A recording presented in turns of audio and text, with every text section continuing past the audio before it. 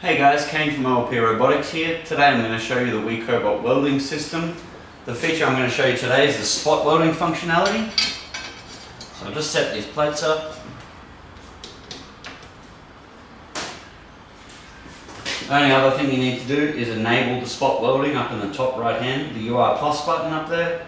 Turn on your spot welding, and then what you'll notice as well is that my U-ring light has gone orange, indicating that it's ready to spot weld. You can use your free drive button to position your torch around, and you can use the blue multi-purpose button as your spot welding trigger.